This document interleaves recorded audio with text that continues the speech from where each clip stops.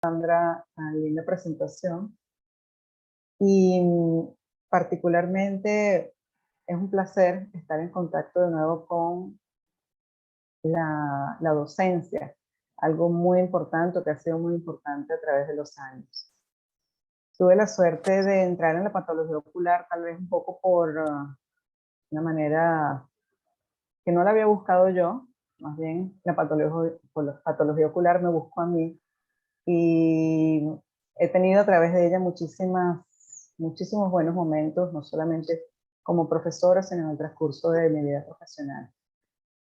Y le tengo un gran amor a esta especialidad y es por eso que me encanta ver estos temas en esta serie de charlas sobre patología para patólogos generales.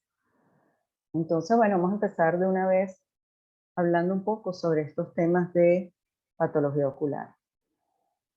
Tal vez para muchos patólogos sea extraño darse cuenta, o residentes de patología, que existe tanta cantidad de tejidos en el área de la patología ocular, desde citologías, pasando por vitrectomías, lesiones del párpado, córnea, conjuntiva, órbita, evisceraciones, enucleaciones y exenteraciones.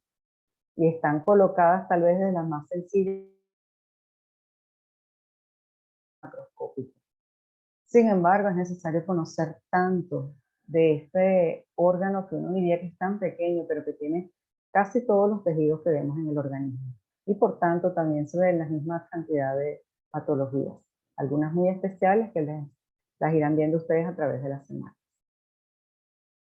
La primera de ellas, la citología exfoliativa, en patología ocular no es frecuente. Sin embargo, ocasionalmente en un laboratorio del tamaño que teníamos en la Universidad Central, es posible encontrar de vez en cuando algún espécimen de una citología exfoliativa, que es muy difícil que el oftalmólogo se aventure a realizarla porque tiene que colocar primero el anestésico, luego hacer un raspado muy superficial, porque no tiene la misma estructura que tiene, por ejemplo, el cervix en las mujeres, que es muchísimo más fácil hacer una citología exfoliativa. En este caso, estamos viendo una serie de células epiteliales superficiales de la conjuntiva o de la córnea, y en las cuales vemos en su citoplasma una serie de punticos oscuros, y ya son vasofílicos, que nos recuerdan entonces los gránulos de queratohialina. Y con esta lámina nosotros pudiéramos contestar que esto puede ser una metaplasia escamosa.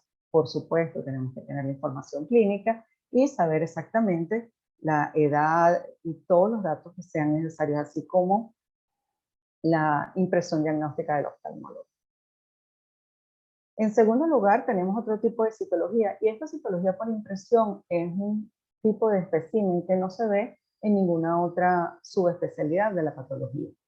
En esta lo que hacemos es, como la palabra lo dice, traernos a través de un estudio citológico la impresión de las células, bien sean de la conjuntiva, del limbo o de la córnea. Este procedimiento es un procedimiento que tiene sus indicaciones, como vemos acá. Procesos tales como queratoconjuntivitis seca, pemphigoide de tipo cicatricial, deficiencia de vitamina A, e incluso en el estudio de ciertas displasias y neoplasias epiteliales. La citología por impresión se hace sobre un papel muy especial, que es el papel de acetato de celulosa, cuyo nombre comercial es Millipore, que viene en forma de discos de 13 milímetros en su mayor tamaño y que se colocan sobre la superficie ocular por un tiempo de 5 segundos aproximadamente, y se colocan inmediatamente en un fijador. Este fijador es un fijador especial porque es una mezcla entre ácido acético glacial, formol buffer y alcohol etílico.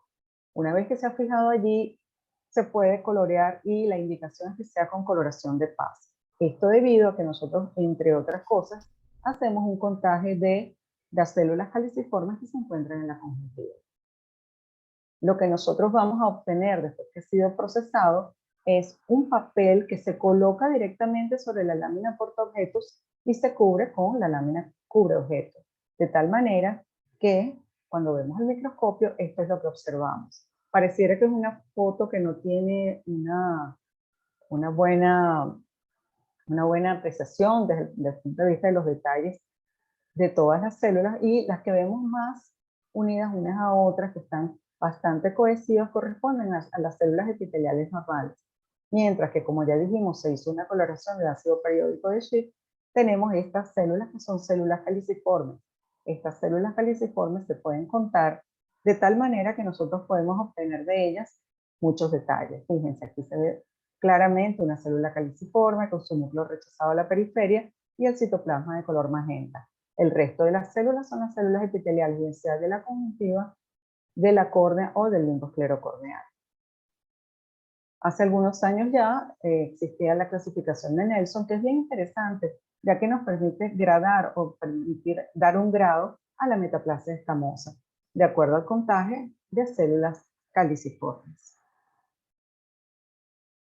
Entre las ventajas y desventajas de este método, las ventajas de este método que no es destructivo, que no es doloroso para el paciente, que es reproducible muy fácilmente, que se hace muy rápidamente y permite estudiar un amplio rango de patologías desde el ojo seco, incluyendo displasias y algunos tipos de metaplasia.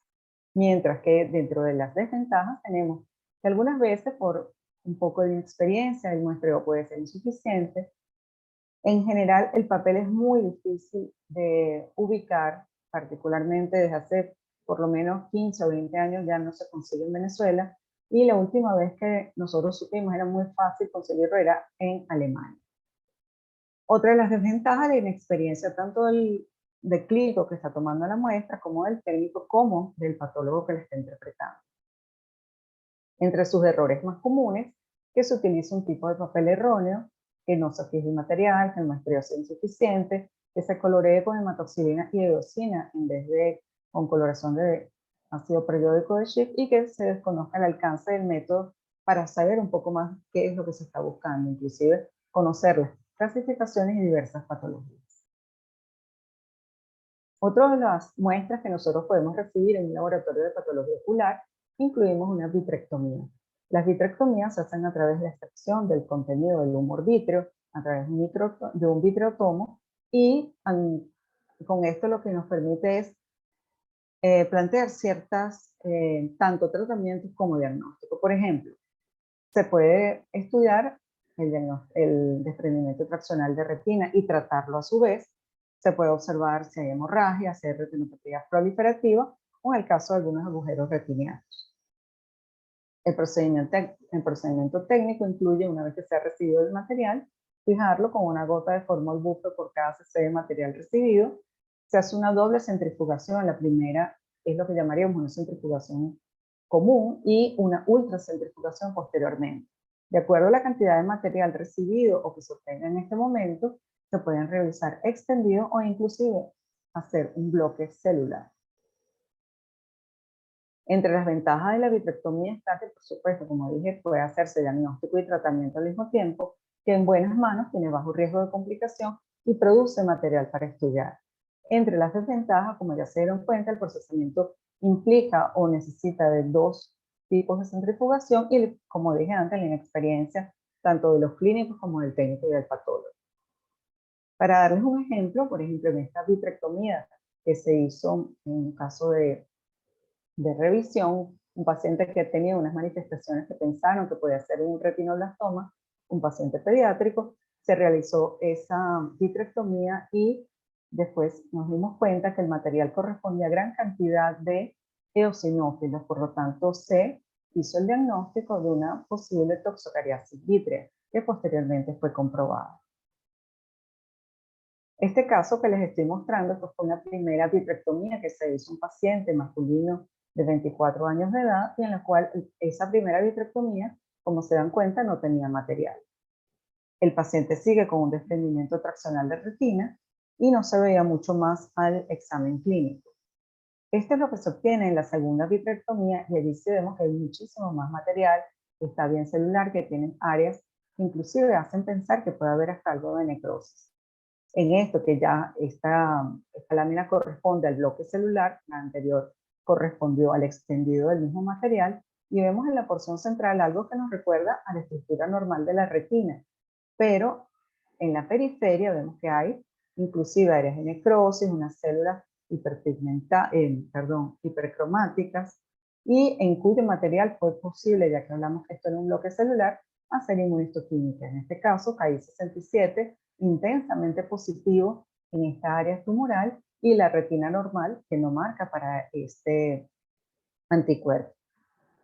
Este caso fue diagnosticado como un retinoblastoma en un paciente adulto y fue publicado como hallazgos citopatológicos en un espécimen de vitrectomía. Como les dije, el extendido en la foto A, en la foto B, la que vimos previamente con el tumor a la izquierda y la retina a la derecha, la inmunohistoquímica en ambos casos, KI67 en la D y sinaptofisina, la letra C. Los errores más comunes en la vitrectomía es que el material sea insuficiente, como vimos en la primera vitrectomía de este paciente, que no se conozcan las estructuras, y por eso es tan importante conocer la histología de todo lo que corresponde al espécimen del globo ocular y que se interprete inadecuadamente. Cuando hablamos de las lesiones del párpado, podemos separar en dos grandes grupos, lo que correspondería a las lesiones que son de la piel del párpado, que uno pudiera decir, la vamos a tratar como una biopsia o una muestra de piel común, como la vemos en cualquier otra parte del organismo, y las que acá hemos mostrado como B, que son las lesiones que afectan el borde libre del párpado. Y esto es debido a que el borde libre tiene una histología completamente diferente a lo que se ve en el resto de la piel del párpado. Cuando el oftalmólogo hace la resección del borde libre del párpado para observar cualquier lesión que esté en la línea gris, se hace una resección de tipo pentagonal. Y aquí estamos viendo, si esto fuera un párpado inferior, un pentágono en forma invertida, también denominado, y de allí este esquema, que es una en forma de casita. Vemos acá lo que sería el techo, las paredes a los lados y el piso. De esa manera, nosotros en una muestra de borde libre del párpado vamos a tener lo que es el piso de la casa, que corresponde a el borde libre propiamente dicho, o la línea gris, las paredes que corresponden a lo que es la piel, lado nasal o temporal, según sea el caso, y el techo ya vemos el extremo más lejano. Esto es lo que vemos en una muestra recibida en el laboratorio, donde la muestra es bastante parecida a un pentágono. Vemos acá cómo se ven las pestañas y en ella podemos nosotros, si el oftalmólogo nos dice de dónde extrajo la lesión, es decir, si el ojo era derecho o era izquierdo y si la lesión está inferior o superior, podemos decir, como en este caso, por ejemplo, este es el borde temporal, este es el borde nasal, y vamos a determinar qué tipo de tumor se encuentra en la porción central. Es decir, estos son los verdaderos bordes de resección, como vemos en cualquier otro tipo de muestra de oncología.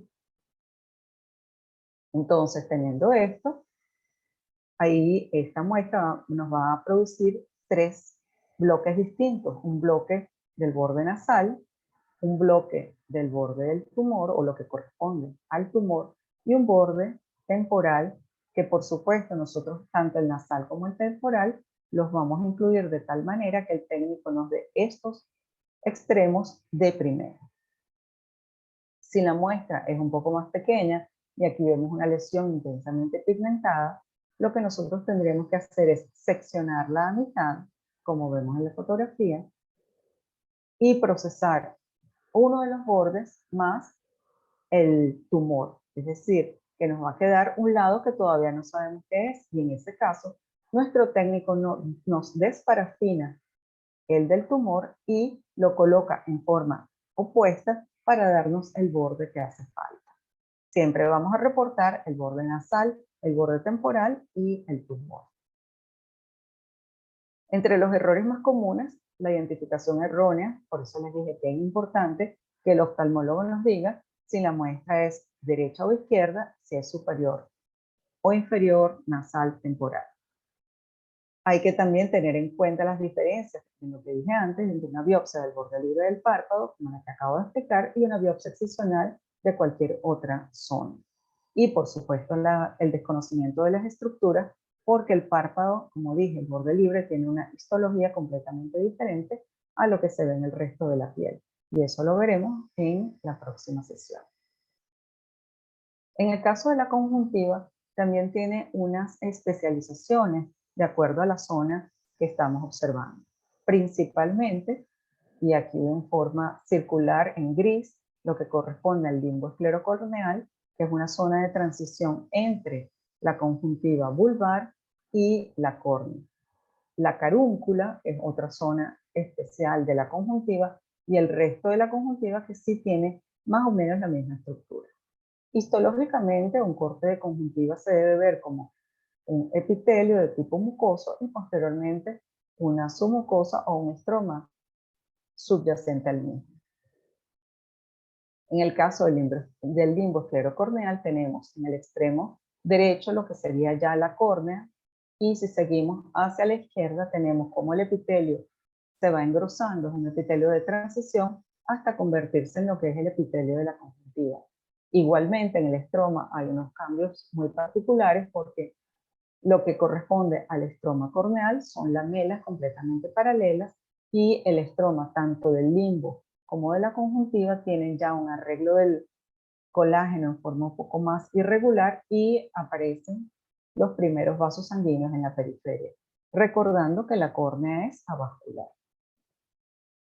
Como dije antes, la carúncula, que también forma parte de la conjuntiva, tiene ciertas especializaciones, como es un epitelio de tipo cúbico estratificado con células caliciformes y en cuyo estroma puede verse no solamente la presencia de nexos pilosebáceos, sino inclusive a veces hasta músculo e inclusive hueso. Y debemos saber toda esta histología para poder saber en qué momento estamos viendo carúncula y en qué momento estamos viendo, por ejemplo, un dermoide. En el caso de la conjuntiva vulvar, una vez que el oftalmólogo hace la resección del tejido, nosotros le pedimos, debido a que la conjuntiva es un tejido muy delgado y que tiende a enrollarse, que lo coloquen en un papel aluminizado en forma como si fuera un sobre o como si envolviéramos un regalito. De esta manera, en ese papel aluminizado, él va a impedir que el tejido se adose o se adhiera a ese papel, y lo vamos a conseguir, una vez que lo vamos a procesar, el tejido completamente liso. ¿Qué es lo que no debemos hacer? Que el oftalmólogo nos lo envíe en un papel que tenga, como vemos acá, esta es lo que tienen las suturas externamente, que es un material con mucha celulosa, y fíjense que inclusive el oftalmólogo colocó acá hasta hilos de sutura para explicarnos alguna identificación, pero lamentablemente esa celulosa se le adhiere al tejido y los resultados son nefastos. Esto es lo que vemos en la foto de la izquierda, cuando el tejido se adhiere y que ya no podemos allí diagnosticar grandes cosas, mientras que la foto de la derecha es una conjuntiva que está completamente estirada. Los errores más comunes cuando recibimos una muestra de conjuntiva es que no tengamos información clínica, que el material no venga fijado, que no esté bien orientado, de manera que, como les dije antes, para el párpado, que diga si la muestra es del lado derecho, del lado izquierdo, si es superior, inferior, nasal, temporal, adyacente al limbo, o inclusive enviarnos una fotografía o el esquema de dónde se encuentra la lesión. Otro de los errores, como les dije, es que nos llegue plegada, por lo tanto, nosotros debemos explicarle a los especialistas, a los oftalmólogos, cómo enviarla sin que se doble, y el desconocimiento de las estructuras. Seguimos adelante y tenemos el espécimen de botón corneal, que es cuando se hace una queratoplastia penetrante y recibimos la córnea completamente. Aquí lo que vemos es una córnea que debería ser transparente, la estamos viendo opaca, inclusive tiene vasos sanguíneos, que es completamente anormal. ¿Qué debemos hacer nosotros? Cortar esta muestra a mitad, de tal manera que nosotros en una córnea la podemos colocar, como vemos aquí, primero la cortamos, en segundo lugar le colocamos eosina, y fíjense que la eosina es bien concentrada para que el técnico la observe una vez que está incluido en el bloque de parafina. ¿Por qué les coloco estas flechas rojas? Y es para indicar que la córnea, una vez que está en el bloque, debe cortarse en el microtomo de limbo a limbo. Este es el limbo, este es el limbo, este es el lado opuesto y el lado opuesto. Es decir, viene de arriba a abajo o de abajo a arriba, pero nunca de adelante a atrás o de atrás a adelante, porque eso lo que produce es que el espécimen quede arrugado. Entre los errores más comunes, como hemos dicho antes, la falta de información clínica, la falta de fijación, que no se hagan cortes seriados, que el espécimen se pliegue porque al cortar en el microtomo se hace en otra orientación, y por supuesto que desconectamos tanto las estructuras como su patología. Avanzamos entonces y llegamos a muestras de órbita. Las muestras de órbita son mucho más parecidas a lo que uno ve generalmente en patología quirúrgica. Vemos lesiones tumorales, como puede ser en este caso un tumor mixto, un schwannoma, lesiones un poco más irregulares, otro tipo de tumores malignos e inclusive hemangiomas.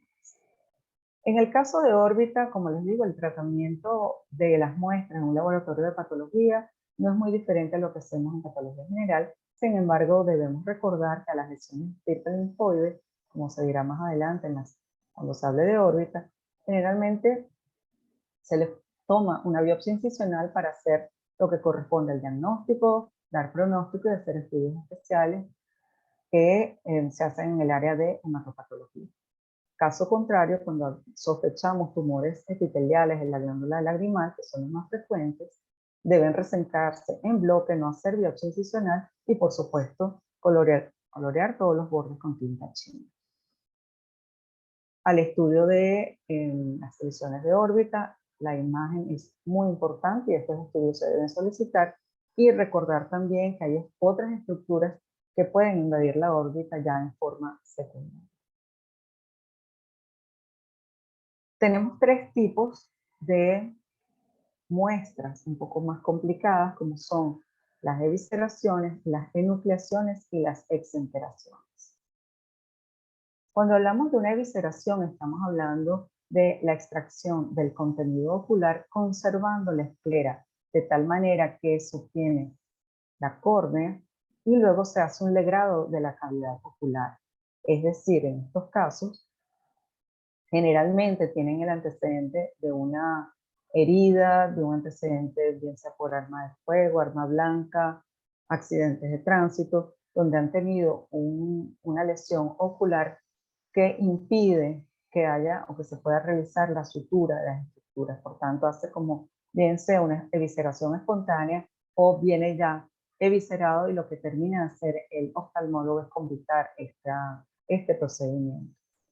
En ese caso, lo que nosotros debemos hacer en el manejo macroscópico es tratar de incluir todo el material. Generalmente pedimos que la córnea se coloque por separado porque el tejido es muy distinto en cuanto a la consistencia y la densidad al tejido del resto de las estructuras intraoculares.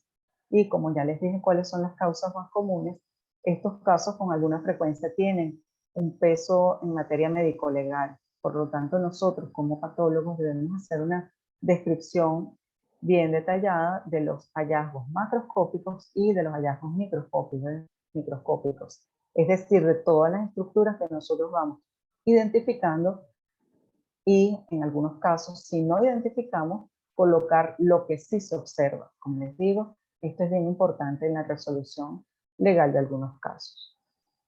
De igual manera, reportar si hay algún tipo de cuerpo extraño, como les dije, pueden ser originados por algún tipo de heridas, armas de fuego, etc. Cuando vemos una evisceración, los errores más comunes es que estas muestras vengan sin fijar del hospital, que no hagamos una descripción, como les dije, ya detallada de lo que son las heridas y los cuerpos extraños, que no se incluye el material completo, de tal manera que no pudiéramos asegurar que se observa una u otra estructura, y recordar que estos casos tienen una implicación de tipo médico-legal. Con respecto a las enucleaciones, tal vez son de los especímenes un poco más difíciles de manejar, porque recibimos el globo ocular en su totalidad y, en primer lugar, tenemos que describir en él primero si el globo ocular es derecho o es izquierdo, y para esto debemos buscar la forma de cómo identificarlo una vez que lo tenemos en nuestras manos. Recordando que el globo ocular tiene 4 músculos rectos adelante, 2 músculos oblicuos en la porción posterior, y de esta manera podemos nosotros identificar si un globo ocular es derecho o es izquierdo. En este caso tenemos una enucleación de un espécimen que viene como un retinoblastoma, y en efecto, tenemos acá un corte ya que se ha hecho un casquete y tenemos el casquete central. De adelante a atrás, donde está el puntero, podemos observar la córnea, que es un poco más clara. Luego tenemos lo que corresponde a la esclera, que es la línea blanca, que completa los 5 sextos posteriores del globo ocular.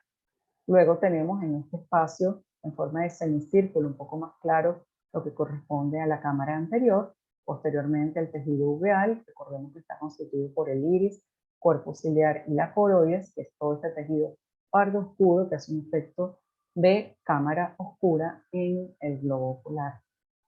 Y luego este tejido blanquecino que corresponde a la retina, pero en este caso está engrosada y sustituida parcialmente por este tumor.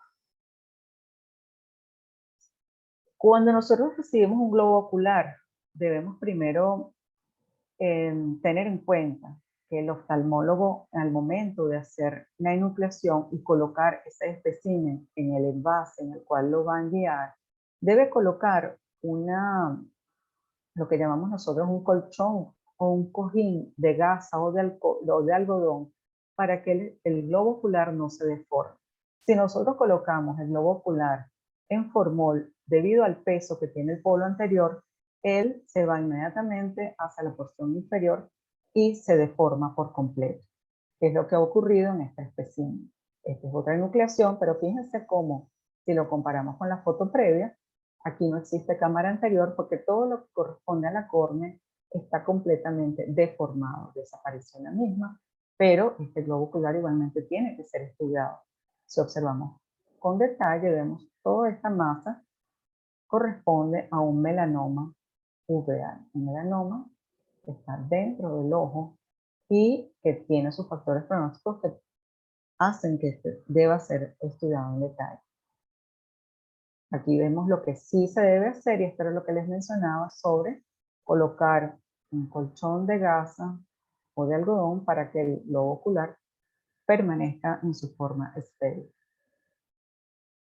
Una vez que lo tenemos, debemos hacer lo que corresponde a los cortes que se hacen 2 casquetes. En este caso sería uno del lado temporal, del lado nasal y el casquete central. Generalmente nosotros procesamos el casquete central, que es el que tiene el nervio óptico. Los casquetes también se pueden hacer en forma horizontal, es decir, completamente perpendicular a las líneas rojas que estamos observando. Como vemos en este caso, estos son los casquetes horizontales y los previos son los verticales. E igualmente, dependiendo del tipo de lesión, también se pueden realizar casquetes oblicuos.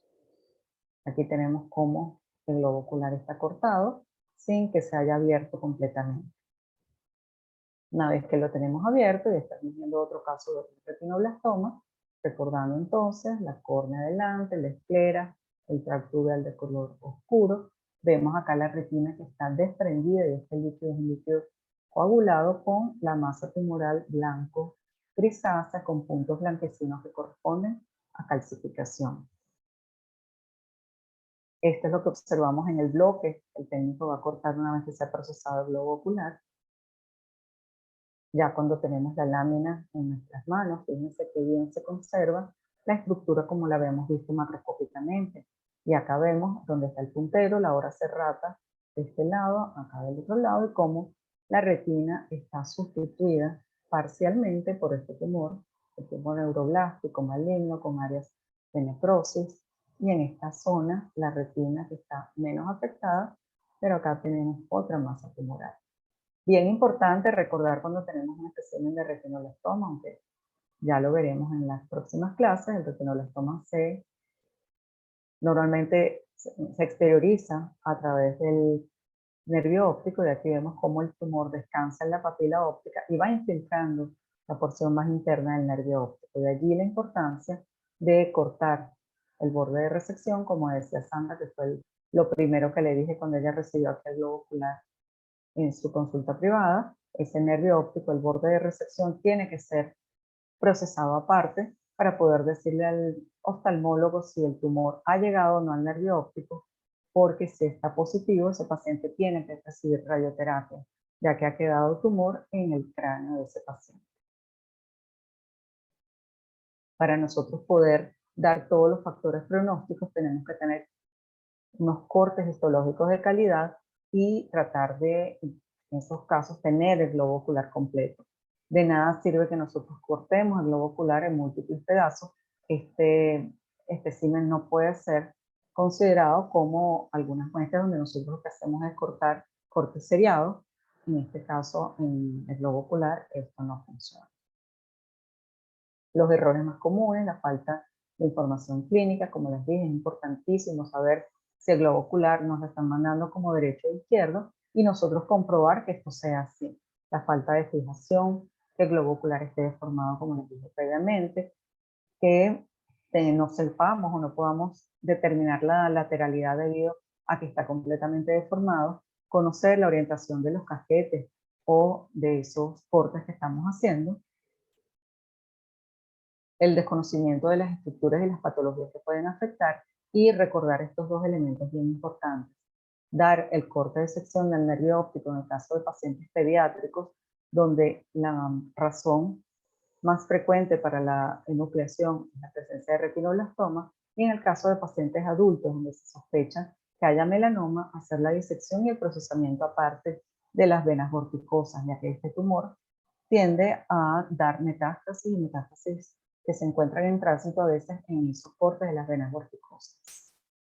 Las venas vorticosas, recordando algo de anatomía e histología, son 4 venas, 2 superiores, 2 inferiores, 2 nasales y 2 temporales, que se encuentran en la superficie del globo ocular. Otro espécimen es el espécimen de exenteración. Estas exenteraciones pueden ser totales, parciales o ampliadas. También se realizan casquetes y aquí es bien importante porque nosotros tenemos que estudiar y dar los bordes de resección cutáneos y orbitarios. Esta es una lesión un poco más extensa y en este caso nosotros podemos observar una exenteración. Fíjense, aquí tenemos el globo ocular, tenemos gran parte de lo que corresponde a la piel, por eso decía que tenemos que dar los bordes cutáneos para saber si el tumor se encuentra o no afectado o llega al borde de resección.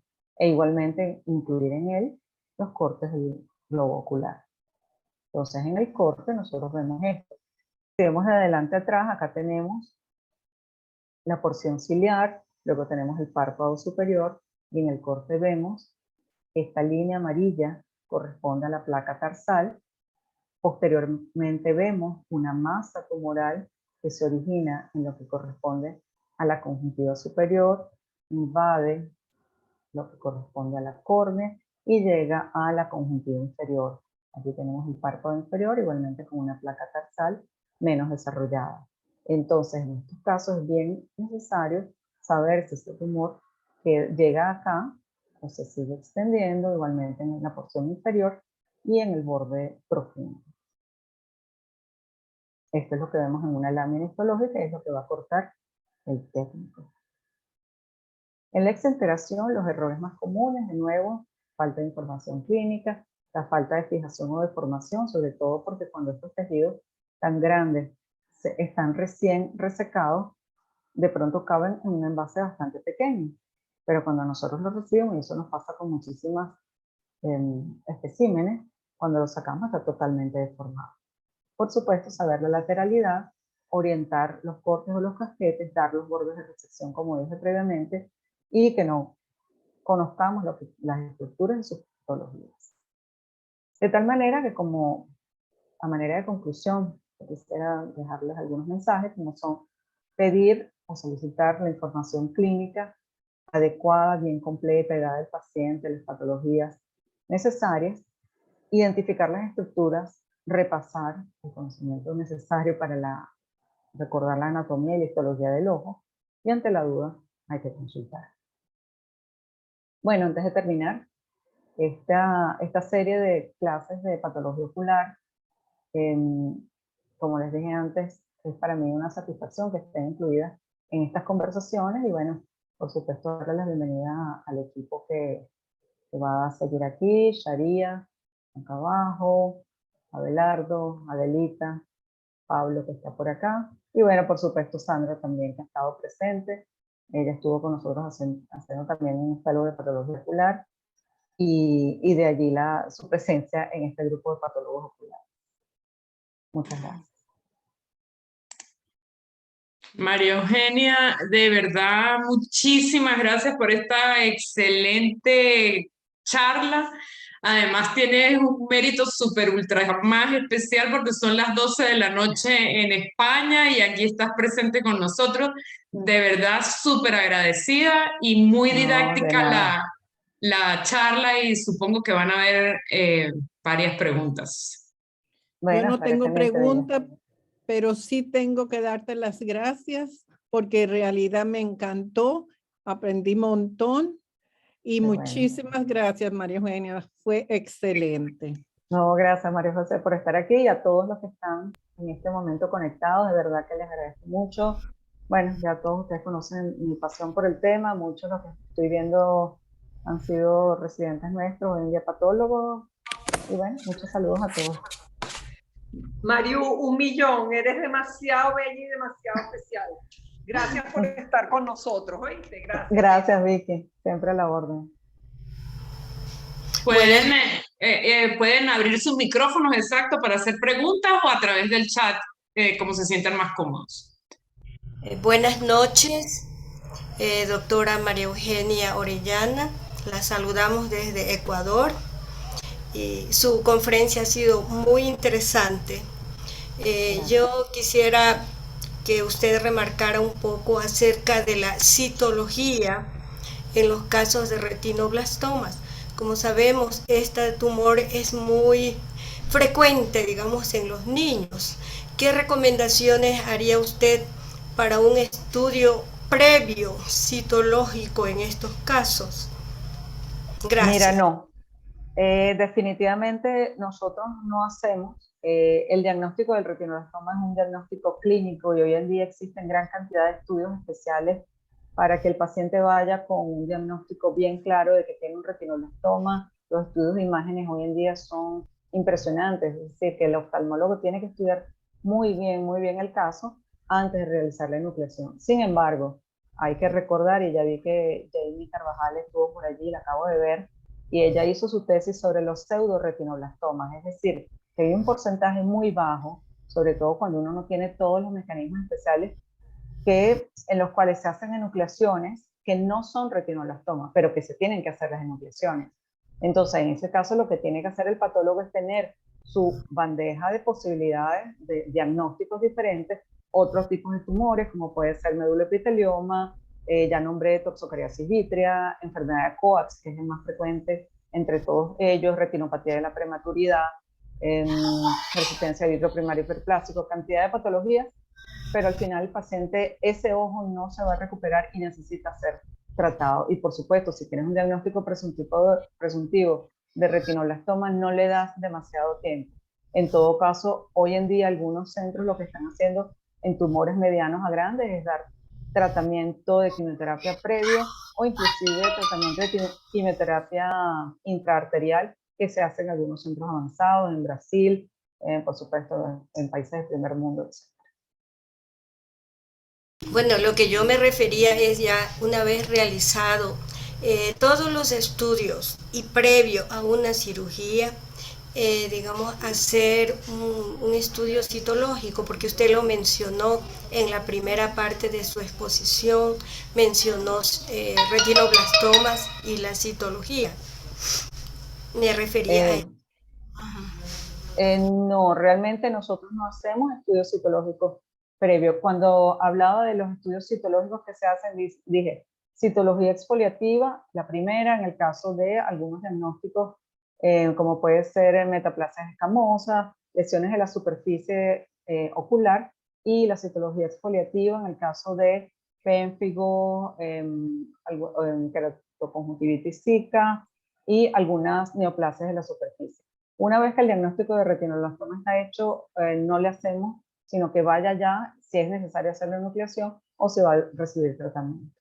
De pronto fue algún lapsus que tuve y mencioné retinoblastoma, pero no está indicado. Muchas gracias. ¿Alguna otra pregunta para la doctora?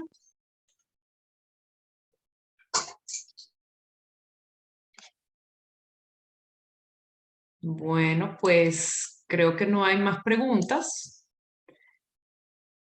Excelente charla y pues agradecida de nuevo, Maru. Espero No, gracias vernos a en ustedes. algún momento que no sea virtual, sino presencial, pero bueno, en algún momento tendremos la oportunidad. Qué bueno, no, gracias a ustedes, no, y seguiremos aquí conectados con la sesión de patología ocular por las próximas 4 semanas. A pesar de que sea a las 12 de la noche de España, ¿verdad? A pesar. Gracias. A ustedes, gracias a ti, Sandrita. Un abrazo, María Eugenia. Igual para ti, María José, y para todos los que estoy viendo aquí, un poco de gente, Katy Carrillo, Alejandra Almeida, tan bella. Bueno, saludos a todos. Saludos, doctora. Un beso. Beso, Gracias. Alelita. Bella. Está Vanesita. También la vi, Vanessa Moreno, por ahí andaba. Sí, por aquí te dejó un comentario, excelente presentación, muchas gracias, muchos saludos, un gusto ver la doctora Orellana. Hermosa como siempre, además.